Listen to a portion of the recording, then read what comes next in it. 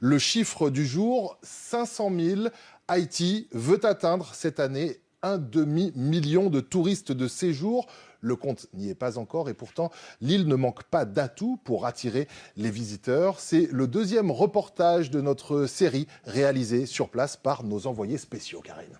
Et le pays dévasté par un séisme en 2010 tente de renaître et d'attirer le maximum de visiteurs. Pour cela, il a des atouts culturels, mais aussi naturels. Le reportage de nos envoyés spéciaux, Nathalie Sarfati et Mourad Bouretima.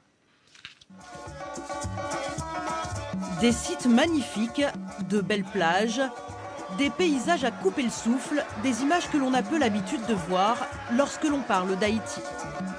La perle des Antilles veut redorer son blason et redevenir une destination touristique, à l'exemple de sa voisine, la République dominicaine. À un moment donné où nous sortions du tourisme pour des raisons politiques, ces domaines rentraient. Et ils venaient même voir ce que nous faisions en Haïti à l'époque. Comme nous avons une destination un peu différente des autres, donc je pense que traditionnellement nous avons su et nous saurons maintenir cette différence pour nous distinguer de nos voisins de la Caraïbe. Symbole du retour d'Haïti parmi les destinations phares de la Caraïbe, l'hôtel Marriott de Port-au-Prince. Inauguré en mars 2015, il a fait le pari de s'implanter au centre-ville.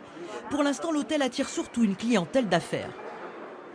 On est devenu en fait l'endroit où en fait les gens viennent faire des dîners d'affaires, des petits déjeuners d'affaires. Donc les gens sont contents en fait de voir revenir des choses vers le centre-ville parce que c'est vrai qu'après le séisme, tout a été reconstruit à l'extérieur de la ville. À 3 heures de route de Port-au-Prince, dans le sud, une ville qui s'apprête à devenir le lieu incontournable à visiter, Jacmel. Cette ville fortement touchée par le séisme mise sur son histoire, sa culture, son patrimoine et son carnaval. Son musée est presque fini et nous y rencontrons la directrice du tourisme. Tout est engagé pour attirer le touriste, excepté un problème. Toutes nos plages sont touchées par la sargasse, mais le gouvernement est en train de chercher des solutions durables, parce que le ramassage n'est plus une solution, puisqu'à chaque fois ça revient, et toutes les plages d'Haïti sont touchées, pas seulement le sud-est. Haïti a accueilli cette année plus de 400 000 touristes. Ils auraient pu être plus nombreux si le contexte politique avait été différent. Pour l'année 2015, on a eu pas mal de touristes.